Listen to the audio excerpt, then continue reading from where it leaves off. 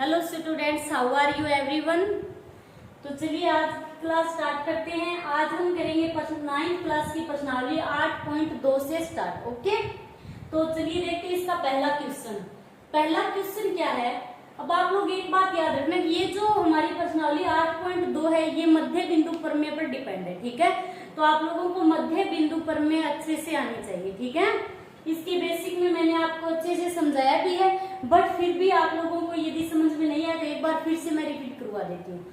ठीक है, तो इसका पहला क्वेश्चन क्या है कि ABCD एक चतुर्भुज है जिसमें PQR और S क्रम से भुजाओं AB BC CD और DA के मध्य बिंदु है। ठीक है, यानी AB का मध्य बिंदु P है और BC का मध्य बिंदु Q है और DC का मध्य बिंदु R है और DA का मध्य बिंदु S है। ये हमें दिया है। ठीक है, तो AC उसका एक विकर्ण है, जो AC है वो क्या है, इस चतुर्भुज का एक विकर्ण है। ठीक है, ये 3 पार्ट दिए हमें, 3 पार्ट है इस क्वेश्चन के। ठीक है, अब स्टार्ट करेंगे क्वेश्चन को। तो सबसे पहले हम क्या लिखेंगे कि जो हमें दिया है, सबसे पहले क्या लिखना है कि जो दिया है।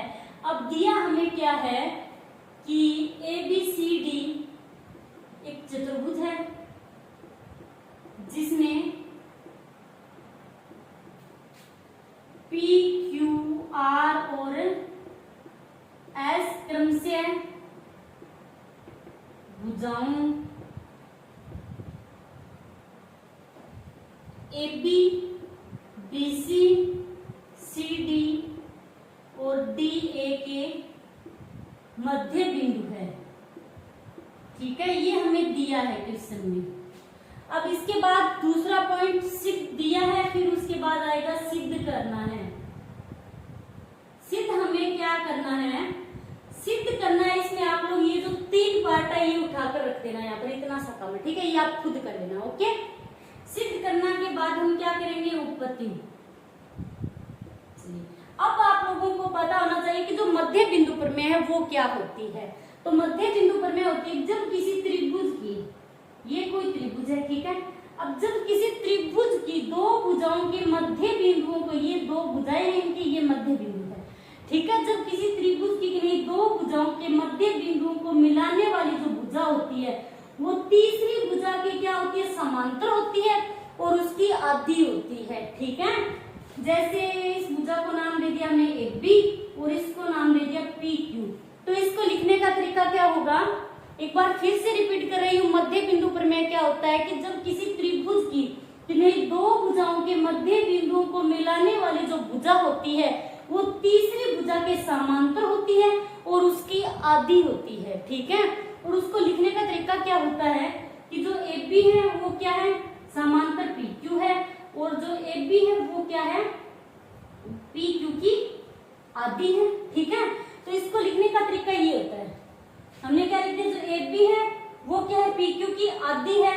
तो हम क्या करेंगे, PQ में 2 का भाग लगाएंगे तो ये क्या हो जाएगा, बराबर। ठीक है, AB है वो क्या हो जाएगी, PQ के बराबर हो जाएगी। ठीक है, तो ये होता है इसको लिखने का तरीका। तो ये मध्य बिंदु प्रमेय। चलिए करते हैं इसका पार्ट पहला। तो पहला पार्ट क्या है कि SR समांतर AC है, SR समांतर AC है। ठीक है, तो कौन से त्रिभुज में दी गई है, इस त्रिभुज में है, ADC त्रिभुज में। ये जो ऊपर वाला त्रिभुज है पूरा, इस त्रिभुज में मध्य बिंदु प्रमेय लगाएंगे हम। ठीक है, तो सबसे पहले हम लिखेंगे त्रिभुज ADC में। कौन से त्रिभुज में लगा रहे हैं मध्य बिंदु प्रमेय, ADC में। ठीक है, तो त्रिभुज ADC में अब मध्य बिंदु प्रमेय लगाएंगे हम इसमें। तो सबसे पहले तो आप लिखोगे कि त्रिभुज हमारा कौन सा है, ADC, ये वाला त्रिभुज है। ठीक है, ऊपर वाला। तो इस त्रिभुज में जो AD भुजा है उसका मध्य बिंदु S है और जो DC भुजा है उसका मध्य बिंदु R है। तो आप लोग लिखोगे कि S AD का मध्य बिंदु है, AD का मध्य बिंदु है और जो R है वो किसका है, CD का या DC का, CD का मध्य बिंदु है, ये लिखोगे। ठीक है, अब खाली त्रिभुज की बात कर रहे हैं हम। ठीक है, अभी इस त्रिभुज में एक तो ये भुजा है और एक ये भुजा है, इन दोनों भुजाओं के मध्य बिंदु कौन से हैं? एस और आर है। तो हमने लिख दिया कि जो एस है वो डीए का एडी का मध्य बिंदु है और जो आर है वो सीडी का मध्य बिंदु है और जो एसी है ये तो क्या हो गया? विकर्ण हो गया। ठीक है, अब इस त्रिभुज में ये जो त्रिभुज है इसमें हम मध्य बिंदु प्रमेय लगाएंगे। तो किसी त्रिभुज की किन्हीं दो भुजाओं के मध्य बिंदुओं को मिलाने वाली भुजा तीसरी भुजा के समांतर होती है। कौन सी भुजा के समांतर होगी? जो एस आर है वो ए सी के समांतर होगी। ठीक है, इस त्रिभुज में यदि हम ध्यान से देखें कि जो एस आर भुजा है वो क्या है? ए सी के समांतर है। ठीक है, तो हम कैसे लिखेंगे इसको कि ए सी एस आर, जो एस आर भुजा है वो किसके समांतर है? ए सी के समांतर है।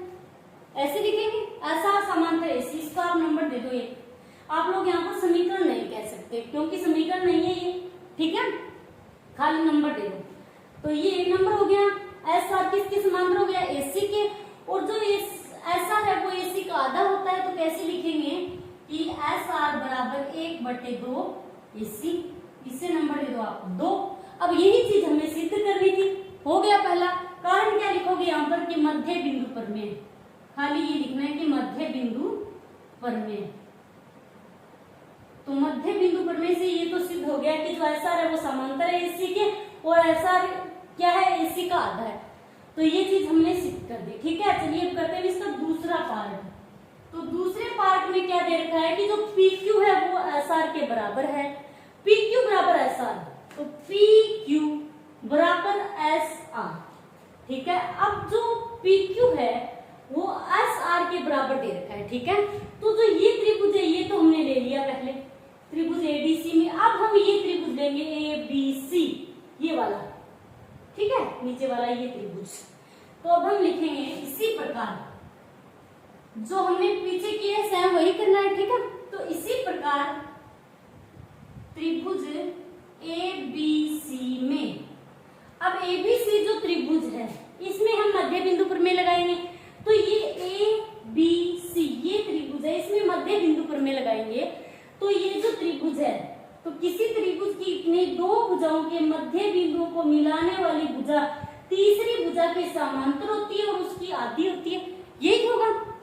तो हम लिखेंगे जो एपी है उसका मध्य बिंदु क्या है? यहाँ पर पी है और जो क्यू है वो बीसी का मध्य बिंदु है।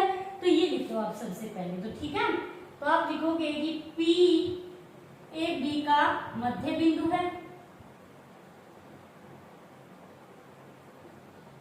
ठीक है, अब इसी प्रकार Q क्या है? BC का मध्य बिंदु है।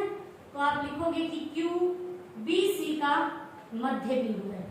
अब ये लिख दिया हमने। अब इसके बाद हम क्या लिखेंगे? अब आते हैं मेन पॉइंट पर। तो मध्य बिंदु पर में जो PQ होगा वो क्या होगा? AC के समांतर होगा। यही है मध्य बिंदु पर में। तो आप लिखोगे कि PQ समांतर होगा AC। PQ समांतर होगा AC के समांतर होगा। तो इसको नंबर दे दो आप 3। ठीक है, और क्या होता है? PQ AC का आधा होगा। तो हम क्या लिखेंगे कि PQ बराबर 1/2 AC। इसको नंबर दे दो आप 4। अब इसको PQ को AC के बराबर करने के लिए हम क्या करेंगे? 2 का भाग लगा देंगे 1/2 AC। तो ये क्या हो गया? बराबर हो गया। अब हमें सिद्ध क्या करना था यहाँ पर कि PQ है वो SR के बराबर है। PQ बराबर SR ये चीज हमें सिद्ध करनी है। ठीक है, तो हम कैसे करेंगे? जो समीकरण नंबर 3 में क्या दे रखा है हमें? PQ 1/2 AC किसके बराबर है? 1/2 AC के। और जो नंबर 3 2 नंबर है उसमें क्या है? जो SR है वो 1/2 AC, मतलब दोनों ही चीज क्या है? 1/2 AC और 1/2 AC के बराबर है। तो अगर ये SR और PQ दोनों ही 1/2 AC के बराबर है तो आपस में भी बराबर होंगे कि नहीं? तो हम लिख सकते हैं, तो अतः हम लिख सकते हैं कि जो SR है PQ बराबर होगा SR के। ये चीज हमें लिख सकते हैं। PQ किसके बराबर होगा? SR के। कौन कौन क्यों होगा? कारण क्या लिखेंगे हमें? नंबर 2 व 4 से। ठीक है, समीकरण नहीं लिखेंगे हम यहाँ पर।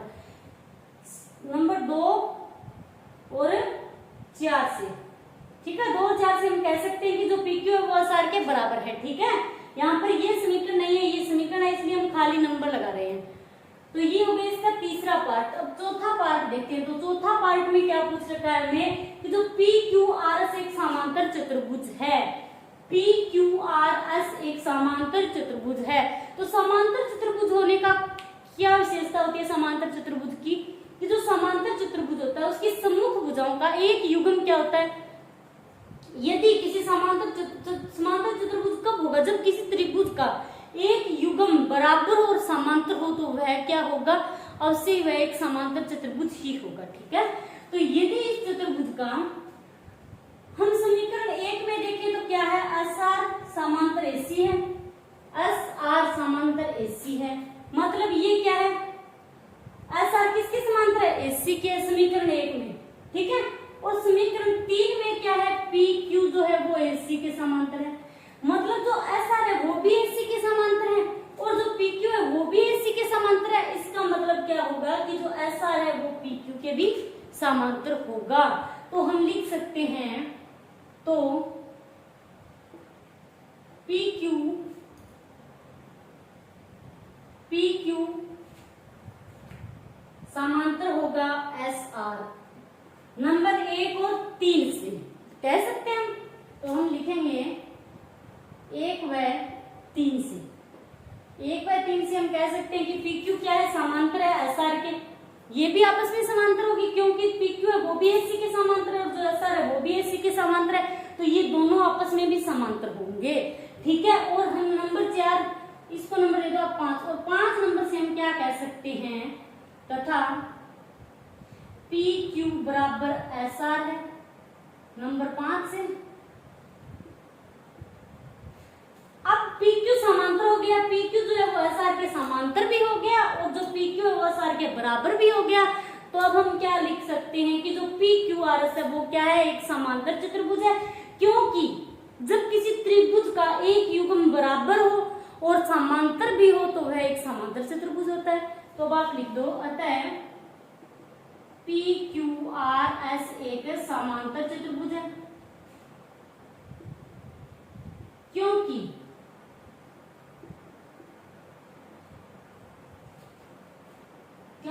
जब किसी चतुर्भुज का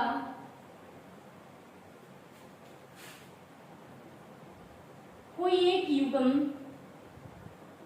बराबर व समांतर हो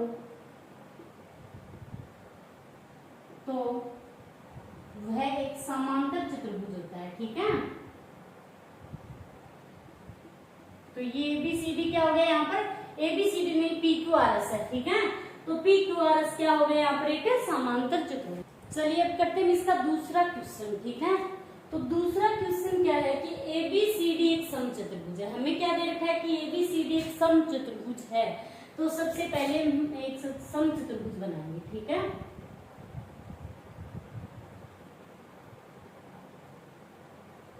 ये क्या दे रखा है हमें, ए बी सी और डी, ये क्या है, एक समचतुर्भुज है। और पी क्यू आर और एस क्रम से भुजाओं A B B C C D और डी के मध्य बिंदु है। क्रम से दे रखे हमें, तो क्रम से मतलब ए बी का मध्य बिंदु पी है।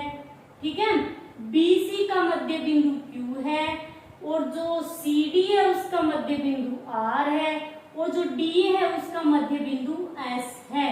ठीक है, तो इन सभी को आप मिला दो यहाँ पर।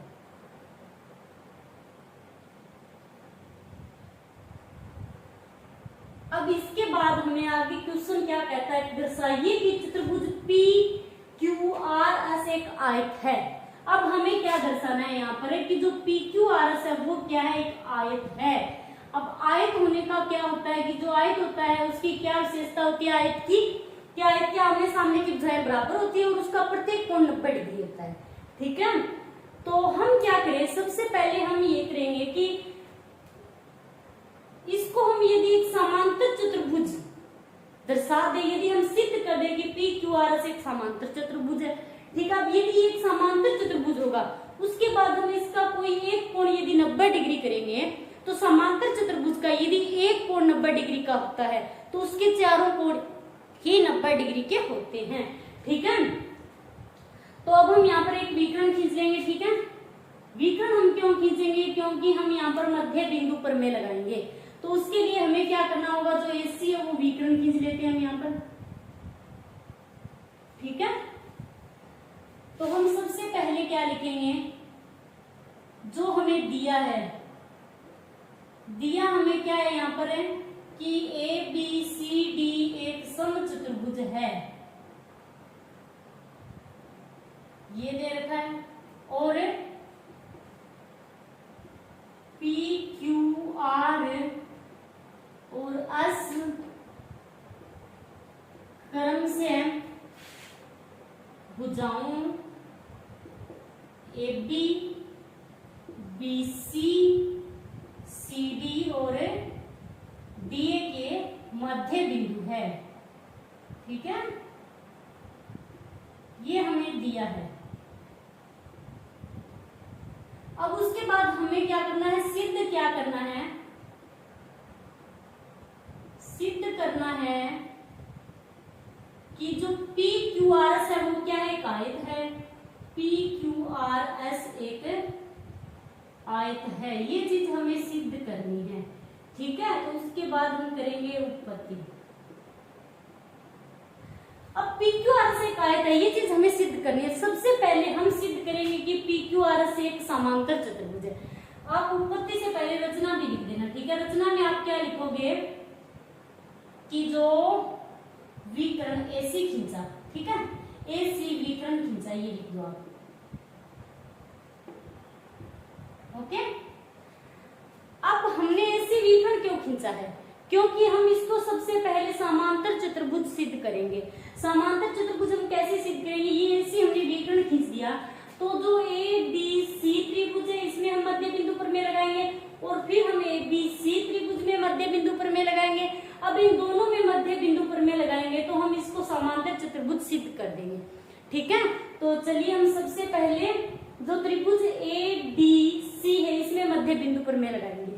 तो हम लिखेंगे कि त्रिभुज ADC में, ठीक है, जो त्रिभुज ADC है इसमें जो ये भुजा है, AD भुजा है, इसका मध्य बिंदु S है, और जो DC भुजा है इसका मध्य बिंदु क्या है, R है। तो हम लिखेंगे कि जो S है वो क्या है, AD का मध्य बिंदु है। ठीक है, इसी प्रकार जो R है वो क्या है, DC का मध्य बिंदु है, या CD का कुछ भी लिखो आप। ठीक है, CD का मध्य बिंदु है।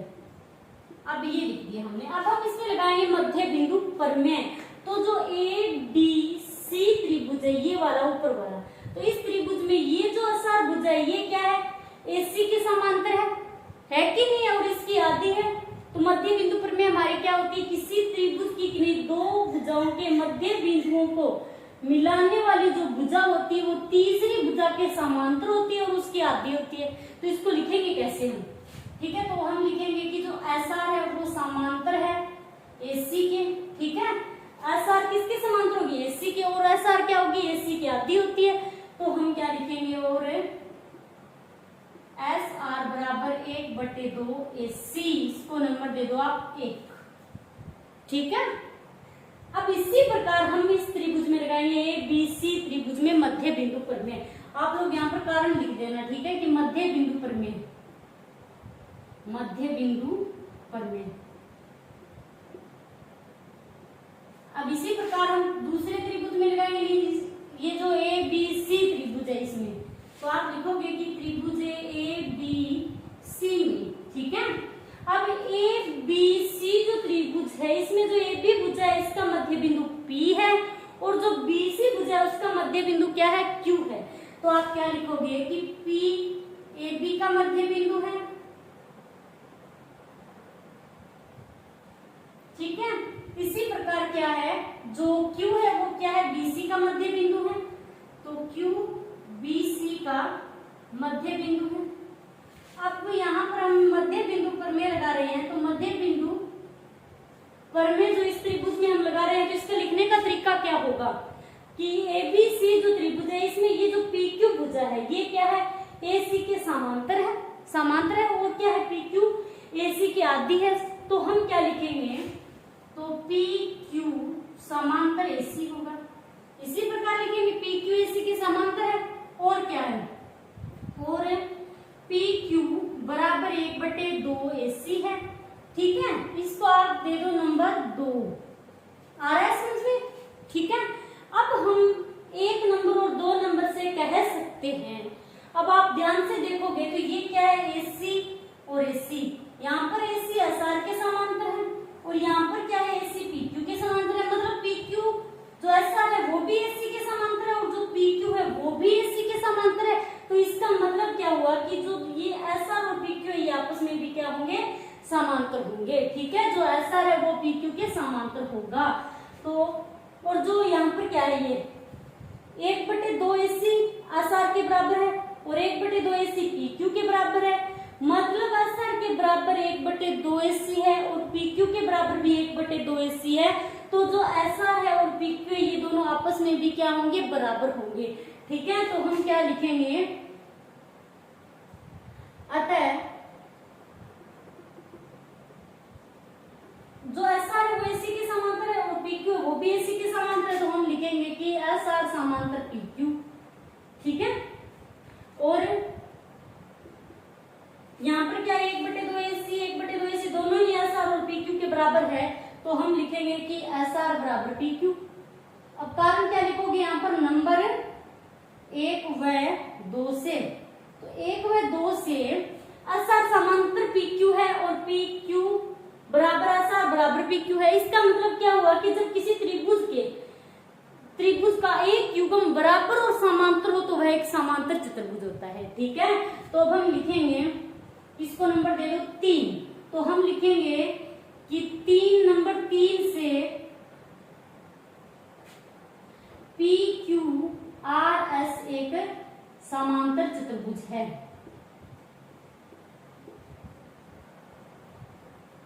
ठीक है, समांतर चतुर्भुज। अब आगे आप लिखना चाहो तो लिख सकते हो, क्योंकि जब किसी त्रिभुज का एक युग्म बराबर हो और समांतर हो तो वह क्या होता है, एक समांतर चतुर्भुज होता है। ये आप लिख सकते हो। ठीक है, तो अब हमने क्या कर दिया, यहाँ पर एक समांतर चतुर्भुज तो सिद्ध कर दिया। इसको PQRS को हमने समांतर चतुर्भुज सिद्ध कर दिया। तो यदि हम इसका कोई एक कोण, जैसे ये कोण मान लो, कोई एक कोण हम 90 डिग्री का सिद्ध कर दे तो इसका मतलब क्या होगा, ये एक आयत होगा। क्योंकि समांतर चतुर्भुज के सम्मुख कोण आपस में क्या होते हैं, बराबर होते हैं। ये मैंने आपको बताया डिटेल से पीछे। ठीक है, यदि समांतर चतुर्भुज का हम एक कोण 90 डिग्री कर देंगे तो ये अपने आप ही क्या होगा, एक आयत होगा। तो हम कैसे करेंगे 90 डिग्री का, तो हम यहाँ पर लेंगे ये जो त्रिभुज है, जो त्रिभुज ASP है, ये वाला त्रिभुज हमें क्या करना है, कैसे भी करके इस कोण को 90 डिग्री का करना है। ये कोण हमें 90 डिग्री सिद्ध करना है। ठीक है, तो हम एक तो ये त्रिभुज लेंगे पहले ASP, क्योंकि हमें ज्यादा इन तीनों कोणों से मतलब है। ठीक है, तो हम सबसे पहले तो लेंगे त्रिभुज ASP। ठीक है, और ASP कोण लेके हम क्या करेंगे, जो कोण S और कोण P है, ये वाले कोण, इन दोनों कोणों को बराबर करेंगे। ठीक है, उसके बाद हम लेंगे कोण P, B और Q। ठीक है, ये लेंगे। तो चलिए हम सबसे पहले लेंगे त्रिभुज ASP। ये त्रिभुज ले लिया हमने ASP। ठीक है, अब ये जो त्रिभुज है इसकी जो भुजा होगी AS और AP, ये दोनों भुजाएं आपस में बराबर होगी। अब क्यों बराबर होगी, क्योंकि AS और AP भुजा बराबर होगी, क्योंकि ये क्या है, एक समांतर चतुर्भुज है। ABCD क्या दे रखा है, सम चतुर्भुज दे रखा है। ठीक है, तो सम चतुर्भुज की क्या होती है, चारों भुजाएं आपस में बराबर होती है। तो जो AD भुजा है वो क्या होगी, AP के बराबर होगी। मतलब सम चतुर्भुज की चारों भुजाएं बराबर है तो AD भुजा AB के बराबर होगी। अब ये क्या होगी, बराबर की आधी होगी, तो बराबर का आधा तो बराबर ही होगा। ठीक है, तो अब हम क्या लिखेंगे, जो AS है, AS बराबर होगा AP। जो AS है वो किसके बराबर होगा, AP के बराबर होगा। ठीक है, इसको आप नंबर दे दो यहाँ पर 4 और कारण क्या लिखोगे, कि बराबर भुजाओं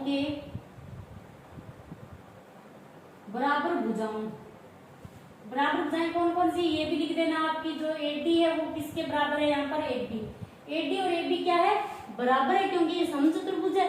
तो आप क्या लिखोगे, बराबर भुजाओं के आधे, ठीक है, लिख दिया। अब ये भुजा जो एस है वो AP के बराबर है, तो जो बराबर भुजाओं के सम्मुख कोण होते हैं वो भी आपस में क्या होते हैं, बराबर होते हैं, ठीक है। जो AP है उसका सम्मुख कोण कौन सा हो गया, ये वाला, और जो AS है उसका सम्मुख कोण कौन सा हो गया, ये वाला। आ रहा है समझ में? तो इसको आप कोण को नंबर दे दो 1, ठीक है, और इसको आप नाम दे दो 2। तो अब हम क्या लिख सकते हैं, तो कोण 1 बराबर कोण 2 लिख सकते हैं कि नहीं लिख सकते हैं। जो कोण 1 है वो 2 के बराबर होगा, कारण क्या लिखोगे कि बराबर भुजाओं के सम्मुख कोण, ठीक है। इसको नंबर तो दे दो आप 5 और लिखोगे कि बराबर भुजाओं के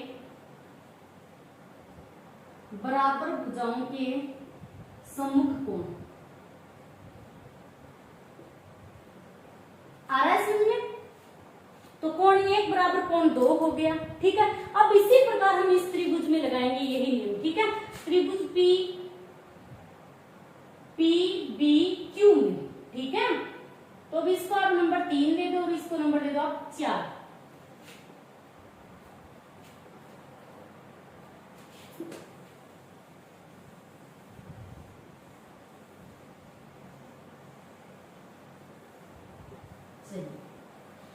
अब हम क्या करेंगे, यहां से जो त्रिभुज है PBQ है, इसमें त्रिभुज की इसी प्रकार लिखोगे आप, ठीक है। जो हमने ASP में क्या किया, हमने AS को AP के बराबर किया, तो इसी प्रकार हम ये नियम लगाएंगे त्रिभुज PBQ में। तो आप लिखोगे कि इसी प्रकार त्रिभुज PBQ में। आ रहा है समझ में? इसी प्रकार त्रिभुज PBQ में, तो अब इसकी भी एक ये भुजा और एक ये भुजा, ये दोनों भुजाएं आपस में बराबर होगी। क्यों होगी ये हमने पिछले में बता दिया, बार बार बताने की जरूरत नहीं है, ठीक है। तो ये दोनों भुजाएं बराबर होगी, तो इनके सम्मुख कोण भी आपस में क्या होंगे, बराबर होंगे। तो होगा कोण 3 जो है वो कोण 4 के बराबर होगा, ठीक है। कोण 3 किसके बराबर होगा, कोण 4 के बराबर होगा। कारण हमने पिछले जो इस त्रिभुज में कारण लिख दिया, तो बार बार कारण लिखने की जरूरत नहीं है, ठीक है। हमने लिख दिया कि इसी प्रकार, क्योंकि जो इसमें किया है हमने, इसी प्रकार हम इस त्रिभुज में लगा रहे हैं, ठीक है। तो इसको नंबर दे दो आप यहाँ पर 6। आ रहा है समझ में?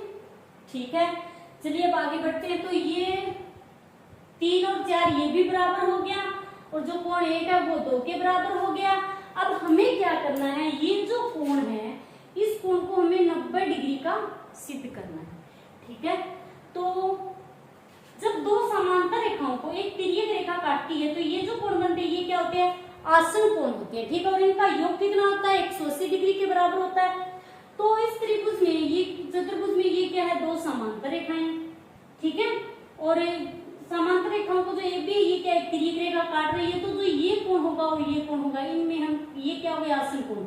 अब कोण A और कोण B का यहाँ पर किसके बराबर हो गए, कोण A प्लस कोण B बराबर 180 डिग्री लिख सकते हैं। क्यों लिख सकते हैं, क्योंकि ये समचतुर्भुज के आसन कोण है, ठीक है। तो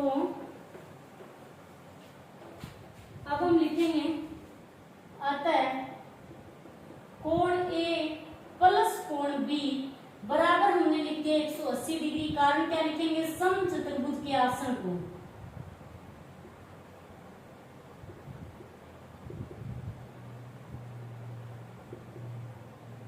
ठीक है। ये क्या हो गए, समचतुर्भुज के आसन कोण हो गए। अब हम क्या करेंगे, जो ये त्रिभुज है ASP, इसके जो तीनों कोण हैं, इन तीनों कोणों का योग कितना होता है, त्रिभुज के तीनों कोणों का योग कितना होगा, 180 डिग्री होगा, ठीक है। आप साथ साथ स्क्रीनशॉट लेते जाना भी, ठीक है।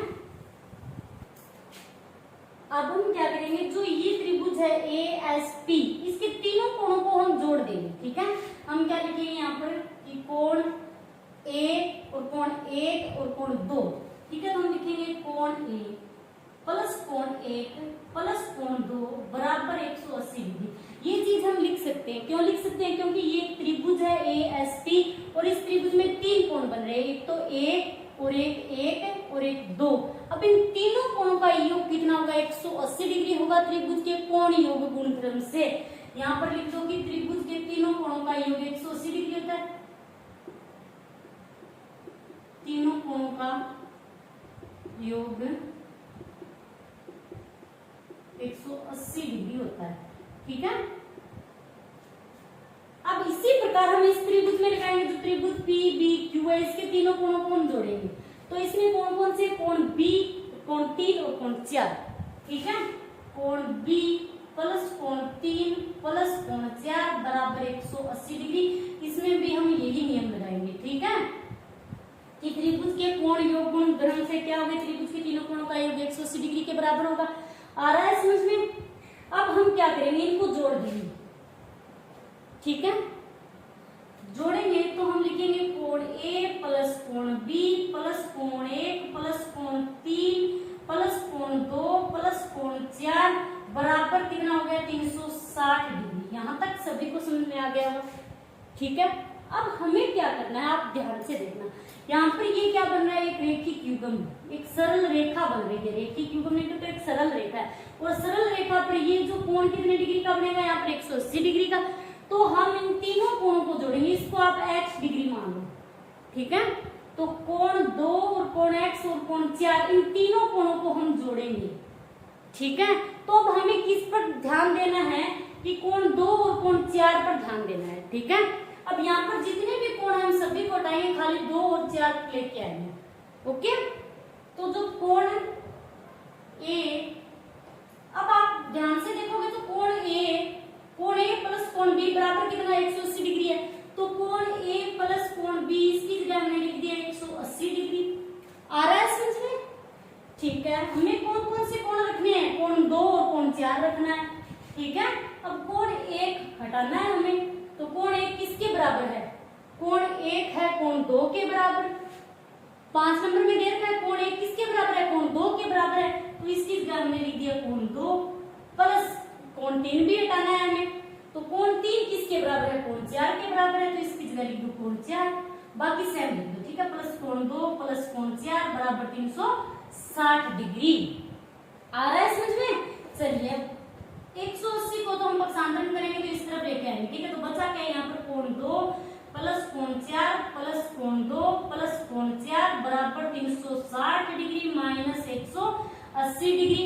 ठीक है, अब कोण 2 और कोण 2 कितने हो गए? 2 कोण 2 प्लस कोण 4 और कोण 4 मिलकर कितने हो गए? 2 कोण 4 बराबर 360 में 180 डिग्री घटाएंगे तो कितना बचेगा? यहाँ पर 180 डिग्री। ठीक है, अब 2 और 2 इन दोनों में 2 है तो 2 हम बाहर निकाल लेंगे, कॉमन ले लेंगे। अंदर क्या बचेगा? कोण 2 प्लस कोण 4 बराबर 180 डिग्री, यही बचेगा। तो अब हम क्या करेंगे? जो कोण 2 प्लस कोण 4 बराबर ये क्या है? यहाँ गुणा में है तो इधर भाग में आएगा। तो 180 डिग्री बट्टे क्या आ गया? 2। अब ये कटेगा तो यहाँ पर कितना बचेगा? 90 डिग्री। तो जो कोण 2 प्लस कोण 4 बराबर कितना आ गया? 90 डिग्री।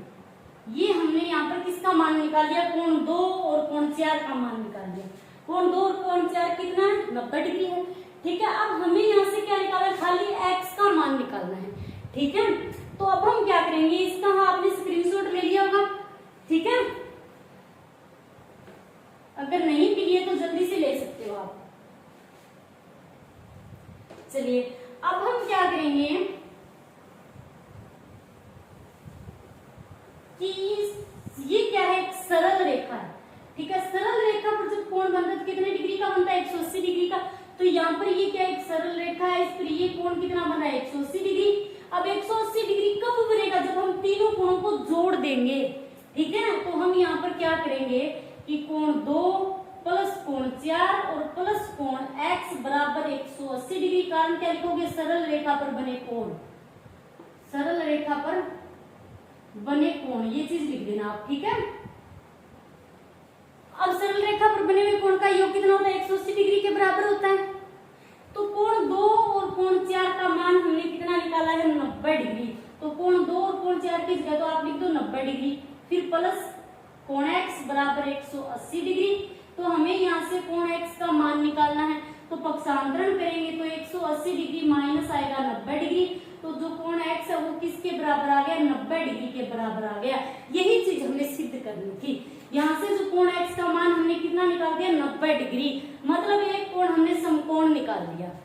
आ रहा है समझ में? अब यदि एक कोण समकोण हो गया तो इसके चारों कोण ही क्या होंगे समकोण होंगे। क्यों होंगे? क्योंकि समांतर चतुर्भुज का जब एक कोण 90 डिग्री का होता है तो उसके सभी कोण क्या होते हैं 90 डिग्री के होते हैं। तो हम ये चीज लिखेंगे, अतः PQRS एक आयत है, क्योंकि जब समांतर चतुर्भुज का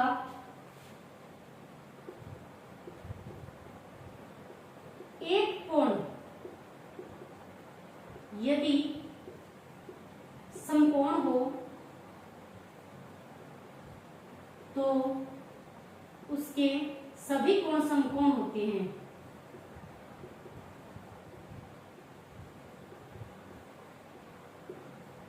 ठीक है, तो ये हो गया एक आयत। ठीक है, आयत क्यों गया? क्योंकि हमने x का मान 90 डिग्री निकाल दिया। अब यदि ये 90 डिग्री है तो r भी 90 डिग्री होगा। क्यों होगा? क्योंकि ये सम्मुख कोण है और समांतर चतुर्भुज के सम्मुख कोण आपस में बराबर होते हैं। ठीक है, तो ये हो गया एक आयत। ठीक है, तो हमने लिख दिया कि PQRS क्या एक आयत है। ओके, यही हमें सिद्ध करना था। ठीक है, तो आज के लिए इतना ही। थैंक्स।